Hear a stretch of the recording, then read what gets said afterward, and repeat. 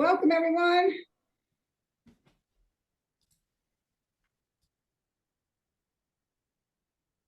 I'll just wait another minute or so as everyone's joining in.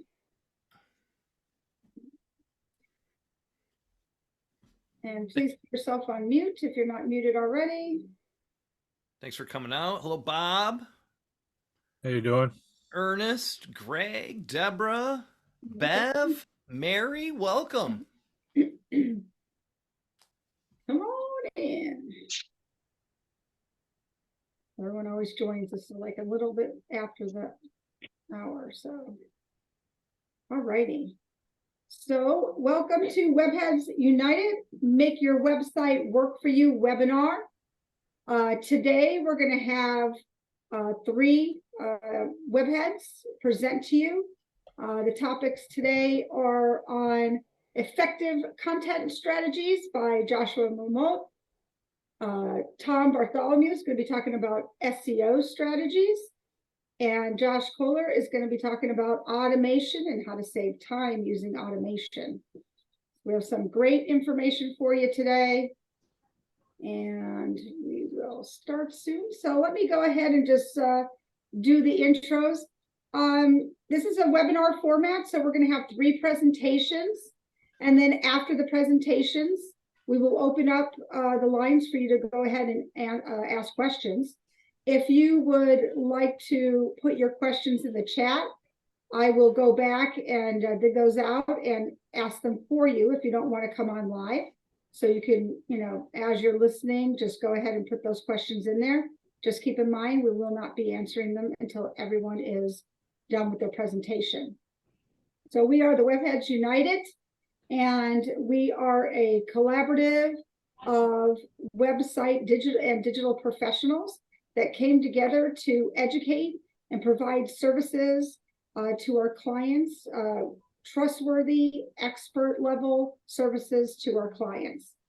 But one thing we really focus on is the education, and that's why we do webinars and panels, and also to support you. So if you have questions, to be able to come in and ask the questions you do have while you're building your business and working on your website and your digital presence. So let's go ahead, and why don't we have the presenters start introducing themselves. Joshua, why don't you go ahead and introduce yourself? Hi, everybody. My name is Joshua Lamothe. My company is Grassroots Consulting. Primarily, I work with small business owners and individual entrepreneurs to basically be a one-stop shop, all-in-one solution for their site design and development, their strategy, their branding, their messaging, hosting, and other kinds of maintenance and management. And I just love working one-on-one with people to help them to really step into their brands and start to connect with their best clients and customers. Awesome. Thanks, Joshua. Tom, why don't you go ahead and introduce yourself?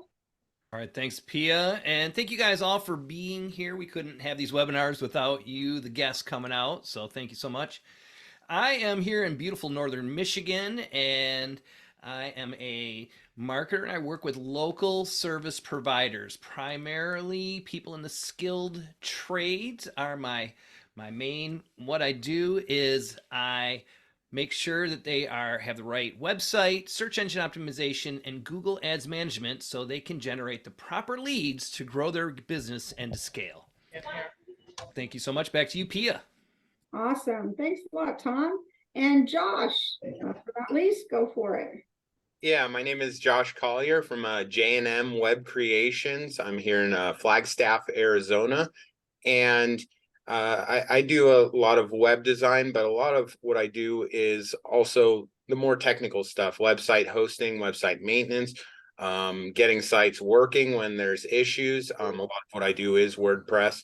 And then one of the other things I do a lot of lately is automation. With all the stuff you hear with ChatGPT and everything else, it's gotten pretty big. So that's what I'm speaking on is automation. Thanks a lot, Josh. And I'm Pia Civiletti, and I'm the owner of Centium Associates, and I work with my clients on building their business strategy and branding their websites and graphics, mostly custom graphics, and also digital marketing. So awesome. So welcome everybody again. I know we had a few people join.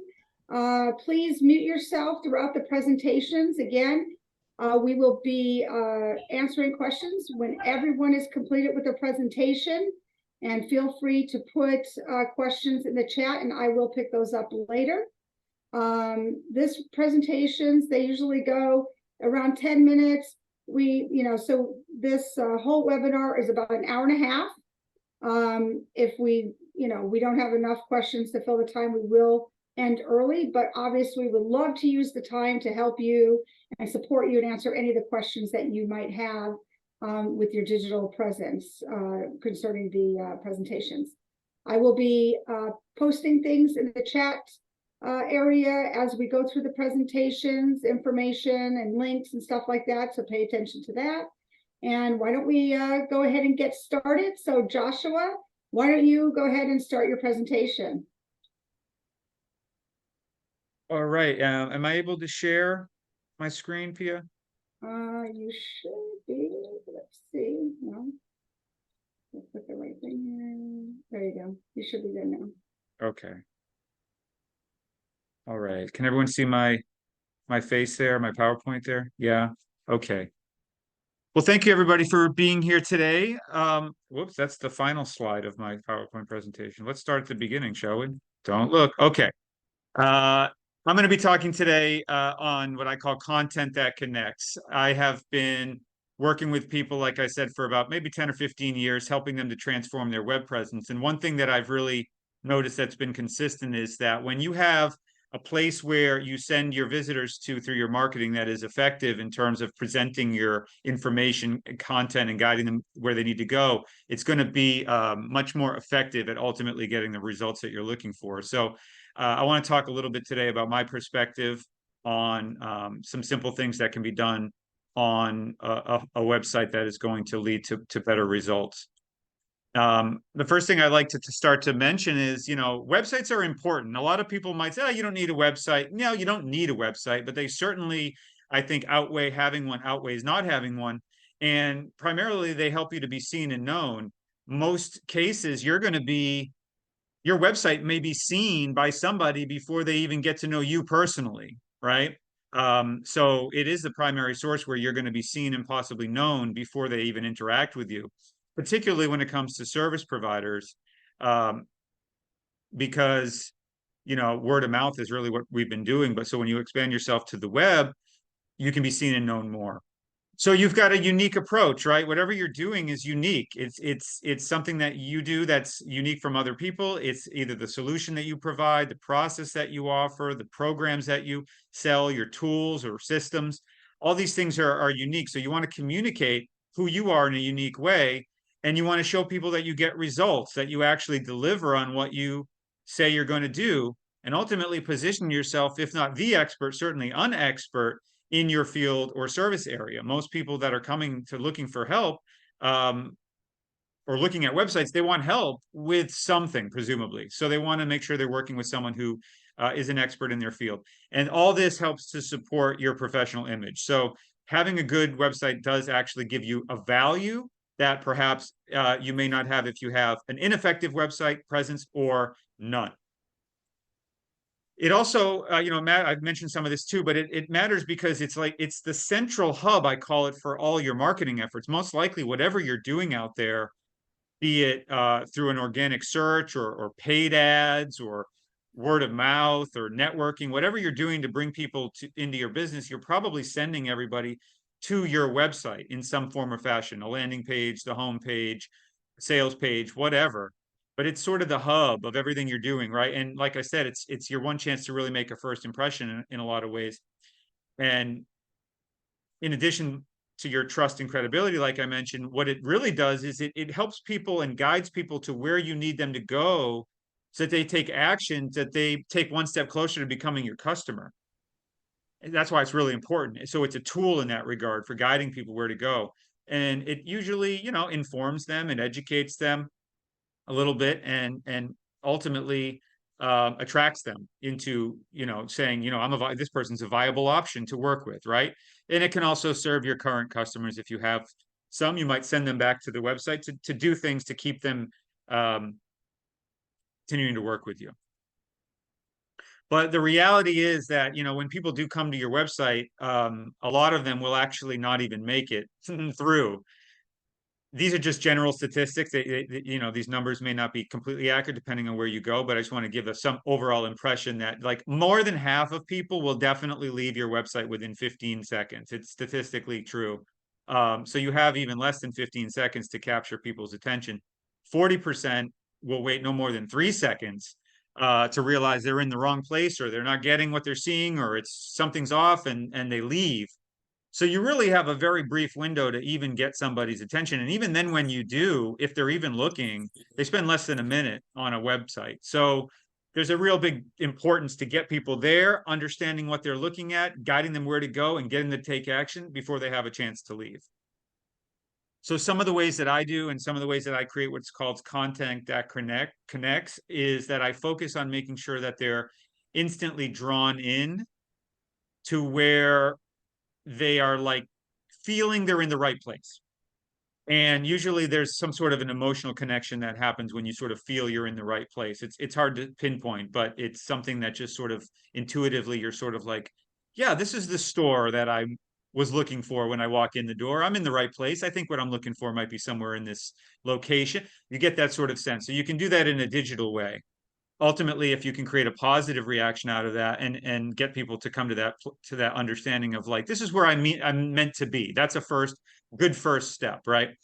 And some of the ways that we can do that is when you put these elements together, it in the right way, it really does work. And it's simple, basic stuff, but it's stuff that sometimes people overlook the importance of, which is that, your logo, the different colors that you're using, the fonts or that you're using, the amount of fonts and colors you're using, the way that you're displaying your images, meaning your photography images or art or some kind of graphics, placement of video and what's in that video, the written content, and buttons and links that guide them where to go. All of these elements need to sort of work in a holistic way to really help people sort of feel that they're in the right place. There's a psychological thing that happens in the brain, which is we either have a fight or flight reaction, right? And I basically call that having a website that resonates or a website that repels, right? So, we've all experienced this. Like I said, if you walked into a physical location, a store or something,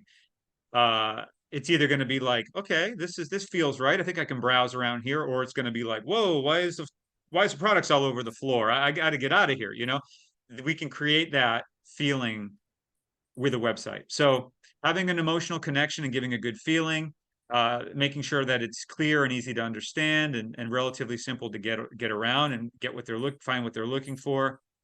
Speaking directly to your best clients, it's not talking about you particularly, it's talking about them. It's talking about not only them as your audience, but really getting in the head of who your best clients are and speaking to them. That's a very often overlooked thing that people have, is their website is too much talking about themselves and not about their customers, right? And you want to make sure that that's in place. And I help my clients with that as well. And you're guiding your visitor, right? You're the guide in this case. It's like, I'm here to help you. Let me show you what you need is in aisle 7. Let me show you where to go. That's what we're trying to do. What you need is a phone call with me. What you need is to fill out this contact form, right? That's what we want to do. But when you have a website that repels, the opposite, it's cluttered. It's got too much stuff going on. It's really messy and disorganized. It's hard to understand what's being said or what am I supposed to do. Maybe it's clearly outdated and looks like it was built in 2000. Maybe that you get a security warning. It's literally broken. That can scare people away. Or they're looking at it on a mobile nowadays and it's just not working out. Too much pinching, too much scrolling. These are the kind of things that that repel. So we want to make sure we have a good balance of these kind of things when we're building out the site. And when it comes to messaging, like I mentioned, it really is about them. It's not about you. They have a problem. They have a need. They're looking for something. Make sure that you are understanding your customer in a very intimate way. When I say intimately, I mean like knowing what it is to be in their shoes, knowing what they're going through. They might be going through a difficult time if you're a healthcare provider or a coach or a consultant. They might be looking for genuine support with maybe they have a roof leak and you're a roofer and they need genuine support because they need a new roof and they need to trust somebody. You know, you need to know what it's like to be in their shoes and to show them that you understand their concerns and what their fears even and some of their frustrations and what they're valuing and what they hope to achieve and what they want to get out of it. Maybe it's peace of mind, maybe it's saving money, you know, these kinds of things. So showing that you have an understanding by showing empathy is really important in your messaging, and it helps to establish you as that guide. It gives you that credibility and trust. And as you show them, don't worry, I've got the plan, I've got the solution. Like I said, all you have to do is book a call. All you have to do is buy this product, and you're going to have that transformation that you want, that you're going to have no more puddles on your floor, or you're going to have some mental health issues resolved, whatever it is. Okay. And the most important thing to realize is that your role in this is that you're the guide. So you want to guide your visitors to take action. So your website is really a system. It actually is designed to do something if it's built right. You know, like I said, fill out a contact form, schedule an appointment, download a video, like, share, and comment. Whatever your actions are, there's a system in place to do that. And if that system is not clear, you're not going to have the results you need. So you need to know what you want people to do very specifically. And you need to know what the best, in my opinion, is the best first step is for them. Because if they can take the first step, then you sort of got them in your sales process, so to speak. So, you know, language that we use, obviously, you know, read more, sign up, register, download, call now, schedule a one-on-one, these kinds of actions are what I'm talking about. And make sure that they're really visible. Make sure that, you know, at the end of the day, people can clearly see through big buttons, bold text, even imagery. This is where you need to go next. Find creative ways to draw attention. I'm going to show you just a couple examples. I might have to reshare. I don't see it. I think you just shared this. Let me show you two or three examples of what I'm talking about in real time. And I'm going to use my own work as examples, just so I can sort of put my money where my mouth is a bit. Let me just reshare. Okay, so this is my own website, and I'm not asking you to read my website and critique my website, but I'm just trying to show you that when it opens, there's imagery here that's sort of evocative. There's large headlines that sort of speak to the ideals of what people are looking for. There's very clear navigation around where you might want to go. I've determined that, you know, people want to know about my web branding development. They want to know about the kind of services I offer. They want to see my work. So I've identified the common areas where people want to go, and I've created content. Again, I'm not going to just have you critique it. I'm just showing you the effectiveness of bold headlines, big graphics, strong buttons. This kind of stuff is really important and tells a story. If you were to read this, it would unfold in sort of a story. I'll show you one more just as an example. This is a childcare facility. Same kind of idea. This is my style. I'm not saying this is the way your website needs to be designed. This is my style.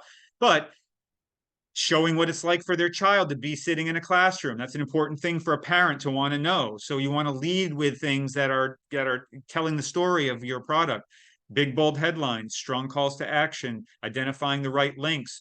What kind of things do people want to know? This is a STEAM school. That's really important. So we're highlighting the word STEAM. I'm just giving you examples of the kinds of things that we do to make sure we're really guiding people what to do. And then just today, ironically enough, one of my clients gave me 3 examples of clients, and I want to just pull these up. This is an example of a site. Sorry, wrong one. This is an example of a site that was shown to me today. It's a children's academy. And I don't like to insult other people. I'm just showing differences. See things like this, like there's not really a discernible brand image here. The graphic is very outdated and very choppy. The logo, the menu is out of whack a little bit. It feels kind of generic. It almost feels like it was built many years ago. The content might be great. Some of the elements might be great, but it might not be captivating. it might not work on a mobile. I haven't checked that. You see, on a mobile, it cuts off. You see that? So these are kind of things that I'm mentioning in real time. I just want to show you like the difference in people's mind between when they land on something that they think is visually appealing and they want to read more and break that 15 seconds and learn more versus someone who might get turned off right away. No offense, Betty, just the latest example. But let me go back to my presentation if I can. Basically, that's it. That's what I want to communicate, the importance. And if anybody is struggling with their web presence or wants to have an upgrade or have a consultation about what might be good ways to improve it from a content messaging perspective, you can reach out to me. I'll put my website link in the chat. I also offer just a free gift. It's a guidebook to help you kind of map out your new web presence. And other than that, I really thank you guys for your time, and I'm happy to answer any questions at the end of this webinar that I can. Thanks.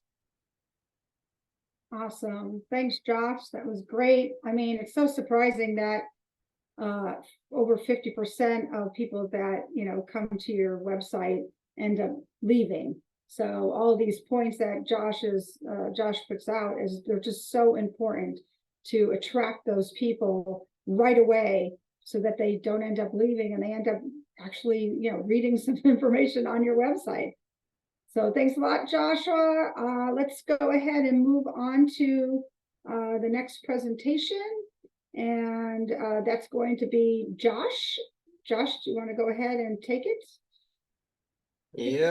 Let me share it real quick. Everybody see that? Good. Great. Okay. Again, my name is Josh Collier with J&M Web Creations is my company. What we're going to be talking about in my presentation is how you can automate your business to make it more efficient. And so some of these time-consuming processes don't have to be so time-consuming and not so boring and tedious. So I'll go to my first one here. There we go.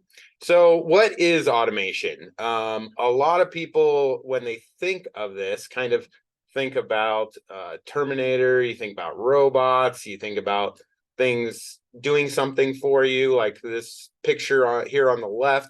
That one looks like it's making a salad, and that's getting more prevalent in what we see. Even some of the fast food type things are using it more. So these are kind of more mechanical automations, I guess, physical automations. What we're talking about here is more of online automations or like digital automation, website automation. So let me go ahead. So what is a website and online automation?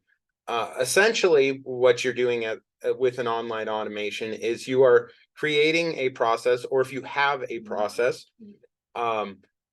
that is the same all the time, you press the same buttons, you get the same data every day, you have to filter different data, stuff like that. So you're creating a process that'll make it help make tedious tasks much easier, much quicker. It may get you information or data quickly, or get it to your email or something like that. Some and many platforms have this built in, but there's plenty that don't. And so you might have to use an automation to get what you need. Probably the biggest automation that we use on websites that's we don't even probably even think of really as an automation, but it really is, because every website has it pretty much, is something like a website form. The customer fills in the website form, it takes that data, it usually sends it to an email to the admin of the website. It might send it to someone else on their team. It might send it back to the customer saying, we'll be talking to you shortly. Thanks for sending this information. This is the information you sent. And then another thing it might do is put them on a mailing list or something like that, if you have the correct stuff to allow it to do that. So that is like the most bare minimum website automation I would kind of think of, and we often don't even think of it as that.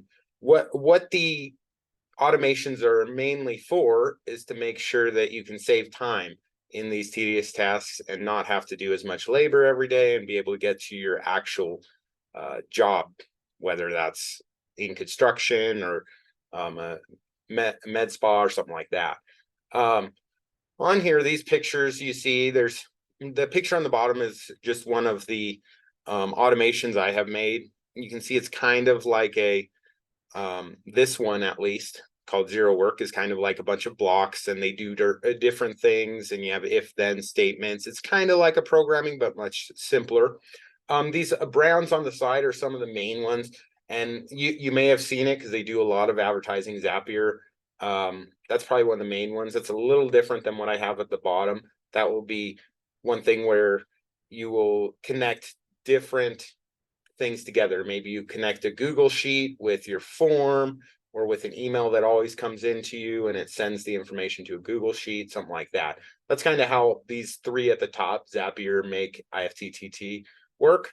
The next two, RoboMotion and Zero Work, they're more of an RPA, kind of what you see here. And those are interesting because you can go out to a random website, pull data from it, sometimes log into that and get just what you need. A lot of times you may not have enough information on inside the actual programming. It allows you to get more. And then ChatGPT, most of us have probably heard of it. It's extremely huge right now. All kinds of articles about that. That would be essentially AI in this point. It's kind of AI writing information, doing research with it.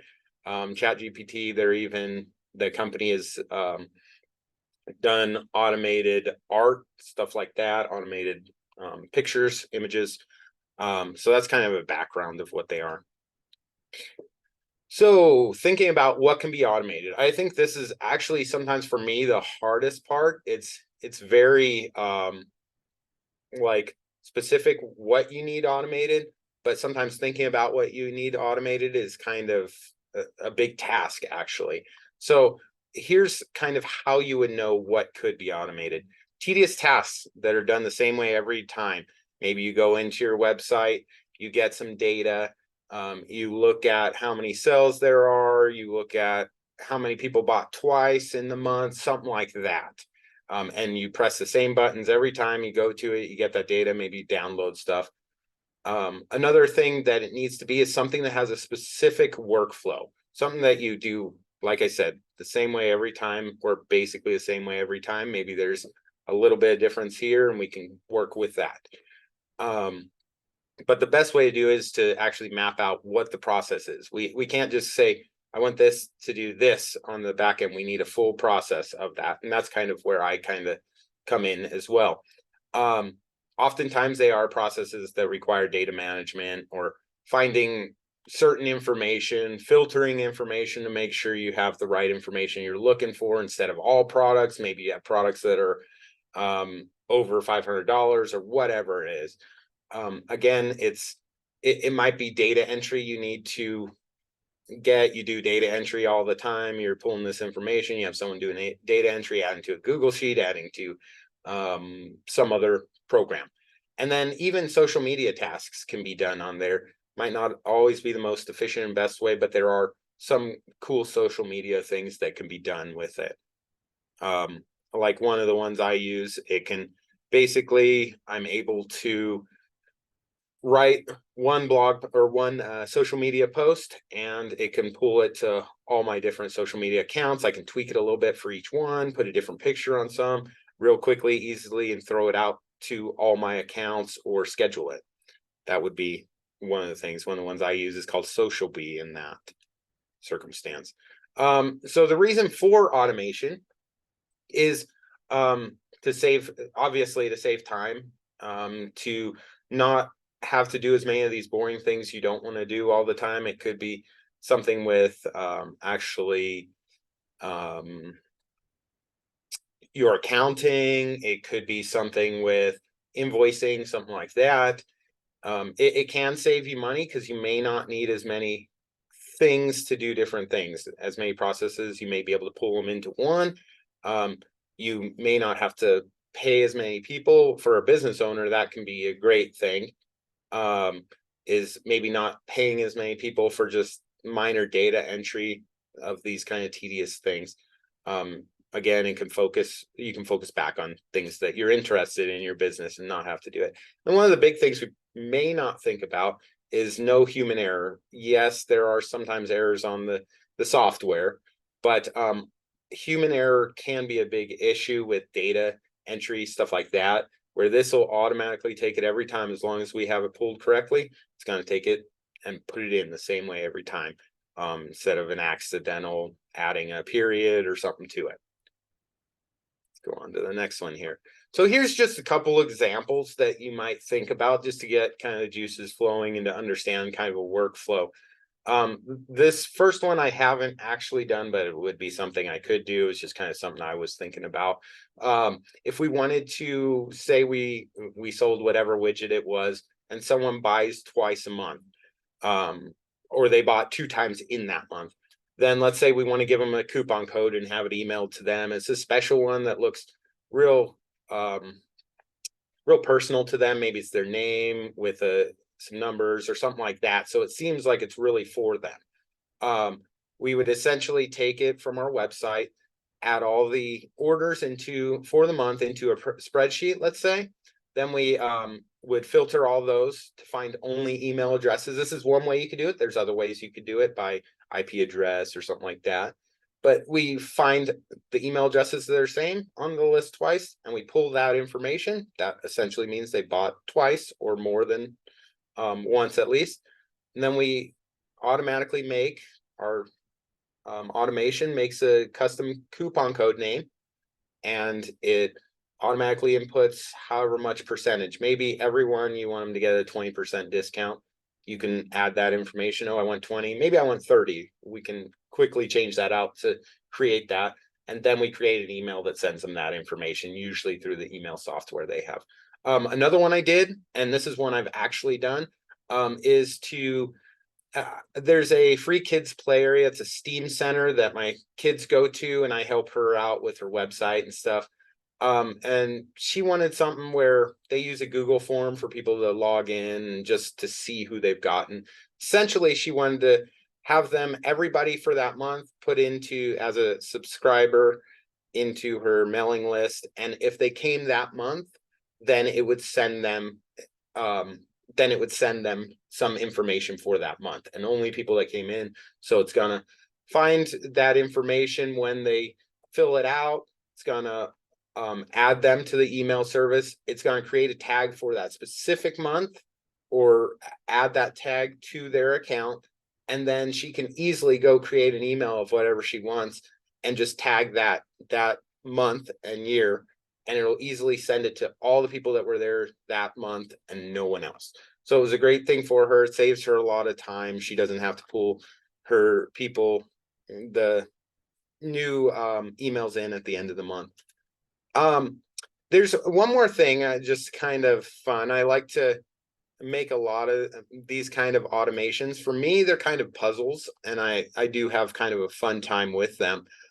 So I'll just show you a real quick one. That's actually one thing I did for my wife that we were looking for a van. My wife wanted a van. Not really my thing. I didn't want a van. She's got the van.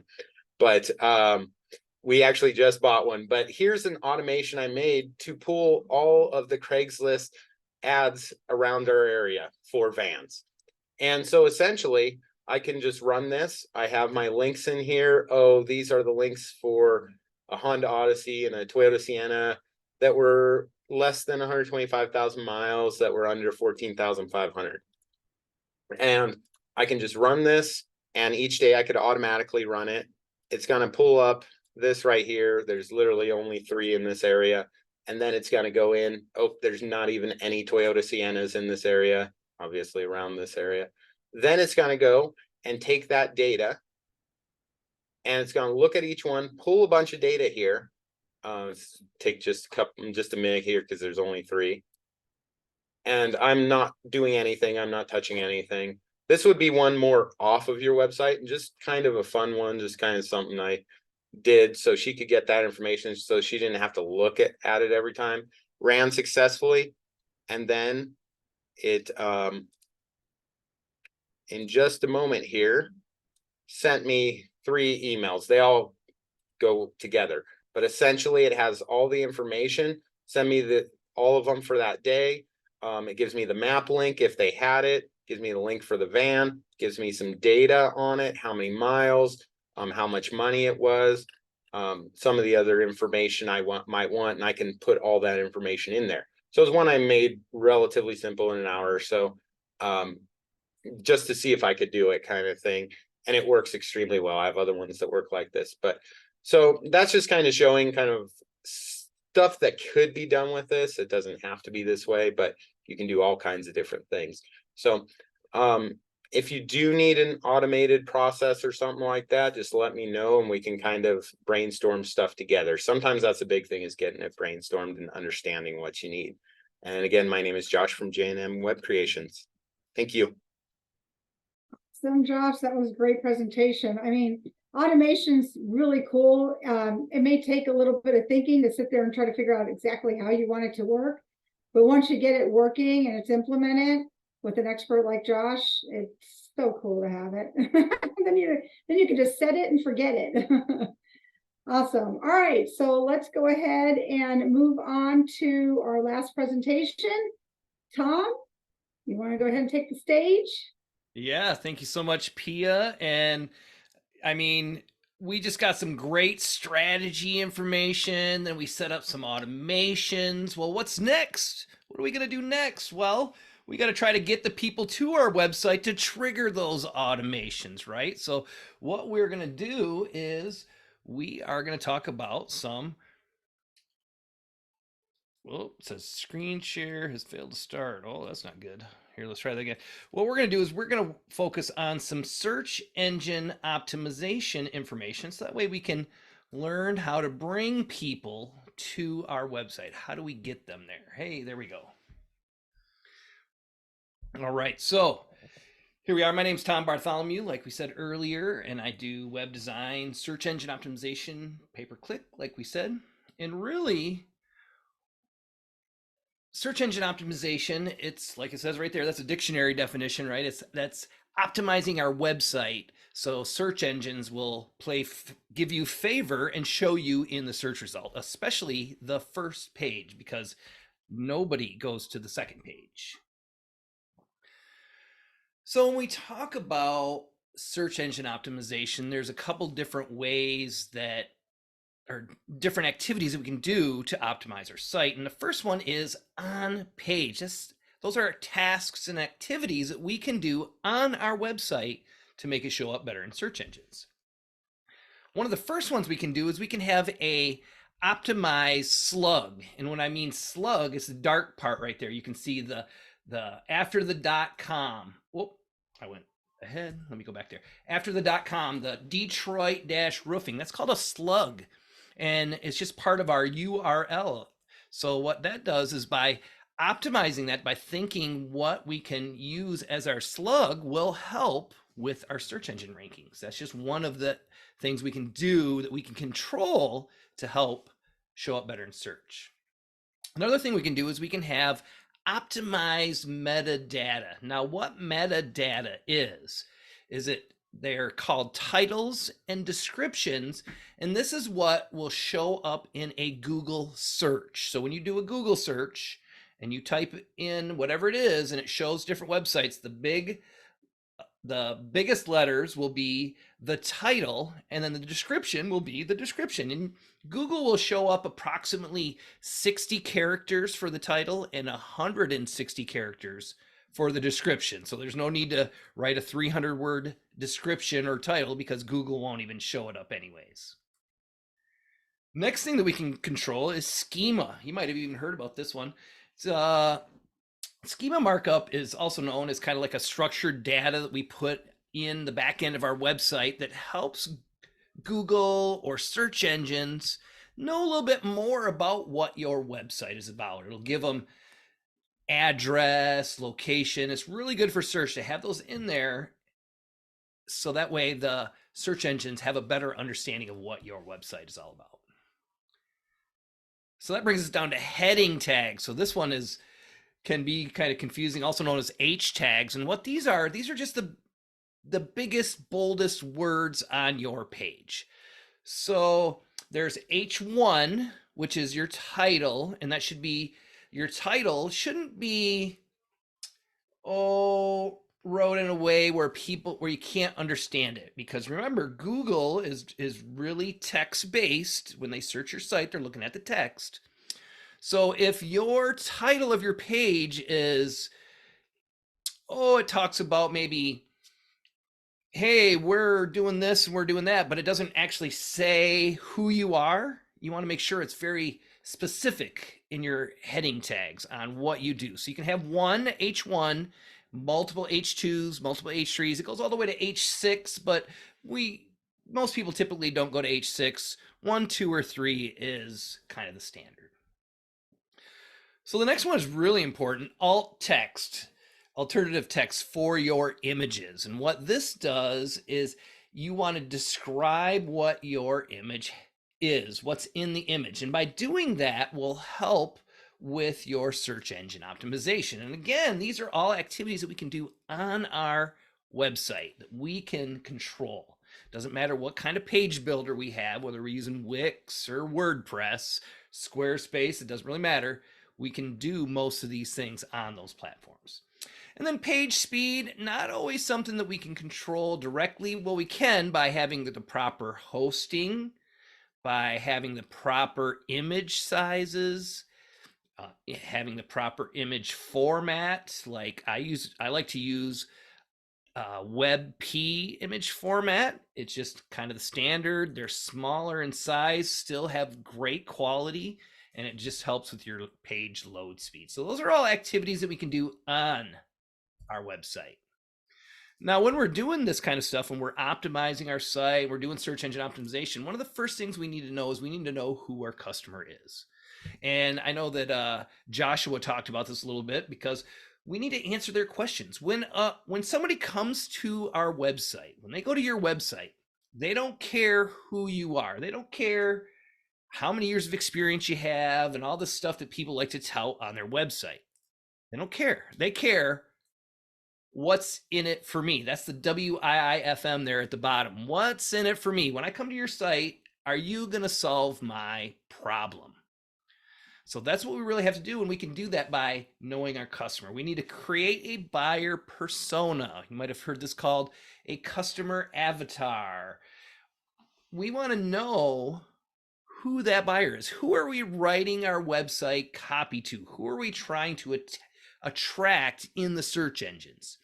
So it's really important to know who your customer is. The next thing is you want to know who your competitor is, because your competitor, there's going to be somebody ranking higher than you in search engines, or we wouldn't be here. If we were number one, we'd be great. Business would be going good.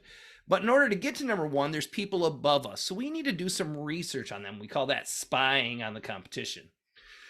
So what you can do is you can use tools to find out what keywords they're using. Are they using Google ads? Are they using Facebook ads? This is all the type of stuff that you can spy on them. We can figure out what kind of keywords they're using. How many words per page do they have? These are all very important metrics. That way we can, if they have 500 pages and they're at number one, or 500 words on a page that ranks number one, well, we're going to put 1,000 words, and we're going to make it more unique and valuable and useful for that customer when they come to our page. Those are some tools that we can use. SEMrush is definitely my preferred tool. So Google has some guidelines. It says Google has the EAT is what it used to be, but they updated about a year ago to the double EEAT, which stands for experience, expertise, authoritiveness, and trust. And what Google does is when they're looking at your content, they want to see what kind of experience do you have. So if you are a roofer, I work with a lot of roofing companies, and your page starts talking about dentistry, well, your online persona doesn't talk about dentistry, so that would mean you don't have experience there. If you're a roofer, you're talking about roofs, and you talk about how you've put in roofs, about, that's your job, you've been in the industry for a long time, that shows you have experience. The expertise is how many articles online have maybe you authored on other sites? How many different websites have your name on it that they're talking about you as an expert? And authoritiveness kind of goes right in with that. The expertise, it's the credibility. Do you have social profiles, all that kind of stuff? And then the trustworthiness, are you giving accurate and reliable information? So those are just some metrics. Google really likes original, helpful content. People always ask me, and we really didn't talk about this today, about AI and writing content. Can I write content with AI? Will Google penalize it? Will it even show up in search? Well, at first they kind of said no, but then they came out with their own AI, Google Bard. And so, of course, if you're having a product that's an AI writer, they're going to take it. And what they say is it doesn't matter if it's AI written, does it meet these kind of guidelines? Is it original? Is it helpful? Is it diverse? Does it list some citations or sources, right? Is it people first content? Is it helpful? So those are what they're really looking for. One of the most important things, because we can't forget this, if you're a local business and you want to show up in searches, you need to claim and optimize your Google business profile. I'm going to say that one more time. You need to claim and optimize your Google business profile. I meet a lot of business owners. Most people have them, and maybe all of you do. But this is essential for local search. You have to be in that map pack. So when you do a search for a local business, it'll show some sponsored listings and then 3 listings in the next to the map. That's called the map pack. So that's where you want to show up in. And if you, in order to get there, if you update your content and your business information, you make sure you're getting reviews, you're answering questions. And what I like to do, here's the trick, is you need to post to your profile just like you would any social network. So when I use my social scheduling tool and I'm scheduling out posts, I also schedule them to my Google business profile. And that's what's going to help you get up to the top of that map pack. One of the last things that we want to do is we want to make sure that we have which is similar to the Google business profile, but we need to have directory listings. We need to get into the different directories. There's a lot of Yelp, Angie's List, Google. You can see there I got Nextdoor, Judy's Book, House. These are really for the skilled trades, the one I have listed. But any directory, if we can make sure we have our name, address, and phone number exactly the same across all directories, that will help with that, with those EEAT guidelines. It will give you that, are you trustworthy? Well, if your name, address, and phone number is the same across all directories, they're going to, Google and other search engines are going to say you're more trustworthy. So post to your directories, make sure all your name, address, and phone number is the same across all of them. And then the last thing that you want to do is in order to see how effective your search engine optimization activities are, is you need to look at the data. You need to have some sort of way to measure the analytics, the data on your site. Who's coming, the traffic, what is the bounce rate, what's your conversion rate? These are KPIs that we need to make sure that we're tracking, and that will help us modify and move forward with a proper SEO for getting all of those leads that we need to make our business very successful. That's what I have. And, search engine optimization is the key for long-term growth in most businesses. And yeah, if you have any questions, I'd be glad to jump on to a schedule 1-to-1. You can get my information just like everybody else as you click on some of those links that Pia was sharing in the chat. And thank you so much for coming out. Back to you, Pia. Thanks a lot, Tom.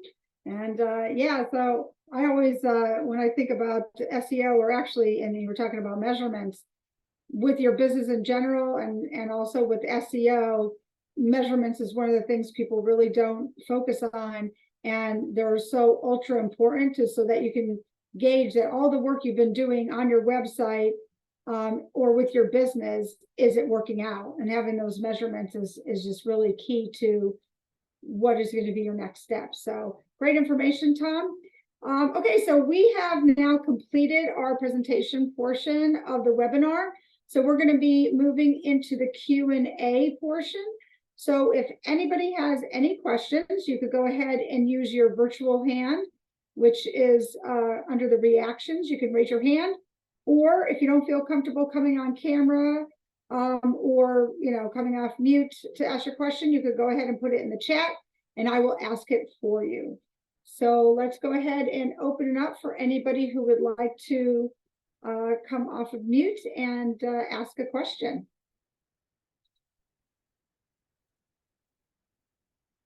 And seconds. Oh, we have one. Go ahead, Bob. Other than SEMrush, what else would you recommend? As far as to perform what kind of a task? Well, you're talking about the spying part. Oh, to spy on people. The spy foo, that one's a pretty good for spying on them. I love SEMrush. That's my favorite.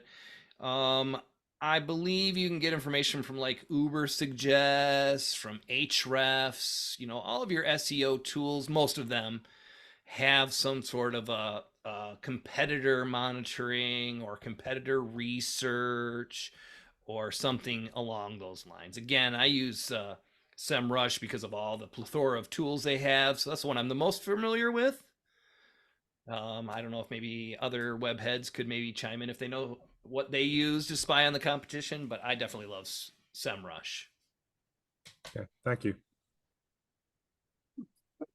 Thanks, I Bob. don't use any tools other than that, but I will say, depending on if you want data spying on the website, I think that's another thing. But there's also, looking visually at your competitors' websites and sort of breaking them apart into what are they doing right that you can use and incorporate, what are they missing.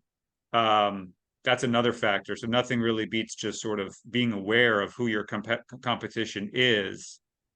And your competition, by the way, I'll just say this, it's not always who you think it is, because you might have a competitor that is doing the same business as you, but the reality is when you're competing for keywords, when you're competing for impressions and eyeballs, that might be a different ballgame. So it's good to have analytical tools that will tell you actually who your competitors are, and then you can use a combination of digital tools and your own, just observation to sort of put together a combination of, a good-looking site and also the right target. Well, you're right on that with the keywords as well, but I also look at the authority, what kind of authority they have. Yeah. Thank you. Thanks for the question. Yep, thanks, Bob, for the question. And we have Renee has raised her hand. Go ahead, Renee. Hi, good afternoon, everybody. This has been great. I must say, I feel like I need everyone's help. I am a speaker and a communications public speaking coach, and I kind of probably didn't do things the best way. I started my own site on GoDaddy, and I was just willing to get over my technology fear and dig right in, and I did.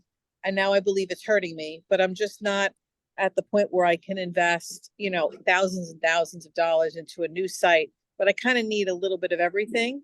So I'm reaching out to see if anyone out there can help enhance my GoDaddy site so that I don't have to, like I said, start all over, since I just invested in GoDaddy a couple of months ago. We offer everybody here, our offer, if it is one, is a complimentary conversation with each one of us webheads. So Renee and anyone else, I would say, take advantage of that. We can do our own independent version of like an audit. So I would look at it from one perspective. Josh and Tom and Pia would look at it from different perspectives, and we could give you some, an aggregate of recommendations. And if you wanted to use any one of us for any or all of those, that would be up to you. But it's a good way to get some eyeballs on it and have a conversation of it. So I would say, click the link that's Pia posted. Maybe Pia can post it again. There's a link to a single website, which will have a one-click call to schedule a call with each and every one of us. But if you have any specific questions that we could address here, we're happy to do that. Awesome. And you're on mute, Renee. No, I love what I heard about the Google optimization. I definitely need to build in a CRM tool into my site, and I just need some overall help. with what I have and work with what I have. So I will do just that. Thank you. Thank you. Great. Thanks, Renee. Anybody else have a question? You could see, you know, you pretty much have a question on various things. So take your chance and get some information here. And everyone always benefits from your questions. So don't be shy. Okay. Bye, Chandra. Thanks for coming. All right, everyone's quiet. You want to mention next week, Apia, just as something to share? Yes, and I posted that in the chat as well, where we're having another event, which is going to be a panel event that's gonna give information about getting more leads online. So that format will be a panel. We'll be asking, answering questions from the audience, as well as we will be just talking amongst ourselves different things that we feel are important to get more leads online. So it's a really fun event. Would love to see you all there. Yeah, so if you didn't get that, let me post that link again. And we have that, and also with the survey, if you want a recording of the webinar, complete the short survey. We love getting feedback. Any information, give us, even if you're looking forward to, you know, certain topics, you need help and you're like, hey, I haven't seen this topic, nobody's presenting, let us know, because I'm sure we have an expert on our team that can, you know, do a presentation on that. So that would be helpful as well. And no other, Renee, do you have another question, or is your hand just still up? Looks like, nope. All right. Probably, yeah, probably just hand up. Anybody else have a question? All right, well, we could leave early. It's almost 2 o'clock now, but does any of the presenters have any follow-up comments or information you'd like to share? I just want to thank everybody, and you know, it really, we're trying to make these events as good as we possibly can and cater to the needs of the audience, you know, and we think we're doing a pretty good job so far. But we do have a survey that Pia put out there, and I think some of you already might have filled it out. So thank you for those who did. So if you're willing to take just a minute and just give us some feedback to let us know if we're on the right track, you're going to receive. You should receive a copy of today's slides, and we just thank you for you know, for helping us out with feedback, because we can't know how to improve if we don't hear from our audience. Thanks. There is a question that just came through. Deborah did ask. She asked me, how do I get my website to show on Google without clients already knowing my business name? What a great question. What a great question. So yeah, so without knowing our name, without knowing our business name. So how do we get people to find it? How do we get it to show up? Well, what we need to do is we need to figure out, kind of what I was talking about earlier, is know who our customer is and what are we solving for them. So my customer is really, you know, that contractor. So how do I solve their problem? So then I do that by building websites, search engine optimization, and pay-per-click management. So what I would do is, for me, is I'm going to write content about web design for contractors, search engine optimization tactics for contractors.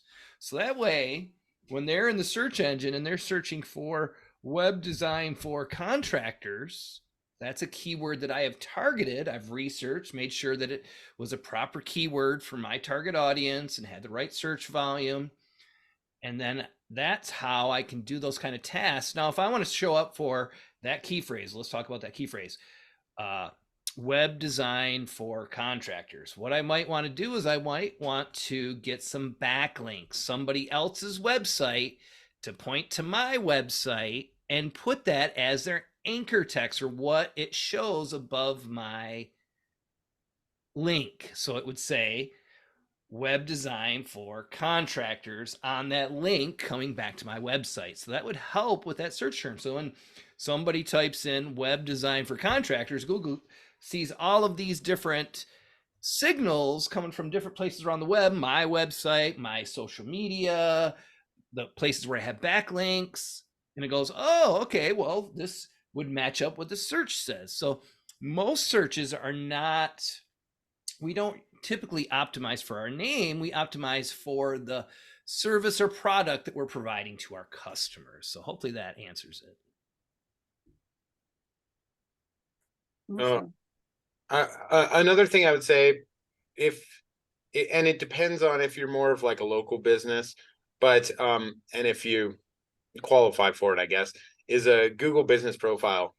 Having one of those, if you are like a local business, especially like a roofer or something, is not only free, but that's the only way you're going to be on the maps. So if yours is like a company like mine, Flagstaff Web Design or something, someone's looking up, because I do a lot of stuff here in my city, having that Google business profile is going to allow you to even be on the maps. If you don't, you're not going to be on the maps. And then adjusting the information in there, maybe posting to it. The thing I like to say is that Google is very narcissistic, so use their stuff, use what YouTube is part of theirs, use their Google business profile, use whatever you can of theirs. Maybe the Google Maps might help on your site, stuff like that. So Yeah. that's another thing I would say that's free. And so if there's nothing else, do that at least if you're able to, depending on your business. Yeah. And you know, also, when people are, I'll add one more thing. When people are searching, if they don't know you, if, in other words, if they don't have a pre-existing relationship with you, they're not going to go search your name, obviously, right? So what they are doing is searching by perhaps the problem that they're dealing with, the solution they're looking for. There are words that they are using that would be as close to getting to you as possible. So using these tools like SEMrush and Google keyword lookup and things like that, you can actually identify what are the best keywords that are already being searched in your area that you can sort of tap into that search volume and draw from. And sometimes it's not exactly what we think it is. Sometimes you have to really look at that data and make decisions about what keywords are really going to be your focus keywords, because the data might tell you that the search volume is over here where you're thinking, no, this is definitely what people are searching, and it's not quite that. So when you use the data to know your customers' behaviors, or the closest people to your customers' behaviors online, you can start to integrate those words and phrases more into your site content, and that's going to make you more visible. absolutely. And to add to that, people sometimes forget the Bing search engine. If you have a profile in there, you can also connect it to your Google account. And so when you update Google, it'll update your Bing, and you get, you know, a broader market there.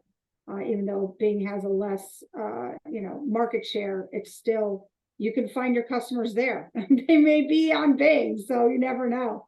But it just takes a few minutes to do it, connect it to your Google, and there you go, some extra mileage there. And we have another question. How do you add, this from Deborah, how do you add keywords? Joshua. Well, I'll definitely defer to Tom as the SEO expert, but I can certainly say they should be in different areas of your site primarily. They are located throughout site copy, you know, and not just littering your site copy with keywords, but intelligently placed into site copy. And there are parameters that can tell you how many ratio of keywords to copy. That's important. But basically in there, meaning in your headings, in your headlines, in your large text, in your metadata, you know, what Google search engines see in terms of a title description, sometimes in your images or your image alt text. These are the sort of on-site places where you'd want to put keywords. I'll let Tom or Josh add to that, because I know, Tom, you have more. Well, what you just said is absolutely correct. You want to, first and foremost, we don't want to do what's what's considered keyword stuffing. So we don't want to just randomly put our keyword in there in a bunch of places, hopefully we reach a number count or something like that. What we want to do is we want to have helpful information. What I like to do is instead of focusing on keywords specifically, I like to focus on questions. What questions are people asking in Google when they search for something that I can answer by writing an article or a blog post, or even answering them on a fact page. So it's really good. You can put keywords in a FAQ section of each page that you have.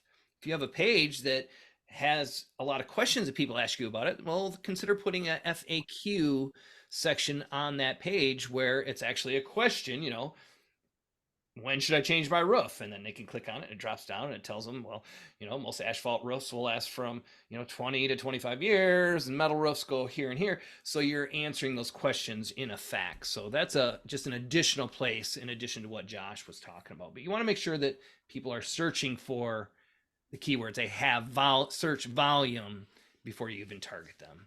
And really just make sure you're writing people always think about writing content for Google, but don't. Write it for the people, write it for your customer.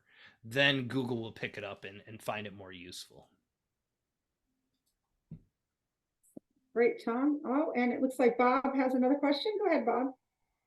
Well, you answered my question on the FAQs, but do you recommend putting them in a expandable tab or have the whole answer right there with it? I like expandable tabs, and I don't think either way affects your SEO. In either way, whether you have them, fully expanded all the time, or you have an expandable FAQ. I like the expandable because it just gives a cleaner look, where they can click on it, what they want to get that answer. That's my preference, but it doesn't really matter. Thank you. Thanks for the question. Yeah, just to build on that. Yeah, if you only have 2 or 3 FAQs, I might do it as a full. And if your page is short, I might do it as just to get some bulk on there looking bigger, just that it doesn't look empty. If you have 10 of them, I would never do, there might be some circumstance, but I would usually have it a drop down. It's still going to read, Google's that I understand is still going to read that information unless you put a Google CSS of display none or something on it. Google should read everything that's in there either way. Thank you. And also just to mention this, when you identify those core questions, and that's kind of what I was getting at with looking at keyword data, because you might be searching for the service, but you're missing the question that is actually being asked. That's a great example. So, but when you have these questions, not only are they good for FAQs, but these are also great subject matter for blog posts in itself. So there's kind of a short form answer, but then there's also a long form piece of content that could be created out of these FAQs. So never let a good search term go to waste, especially if it's related to good content. Thank you, guys. Awesome. Great. Thanks for the question, Bob. Any other questions? Oh, okay. Karina, go ahead. Hi, everyone. I unfortunately missed the beginning of the presentation, but I was wondering if you spoke about alt tags at all and how that might help with your SEO strategy as well. And especially in the context of accessibility, because I hear Google is going to be doing more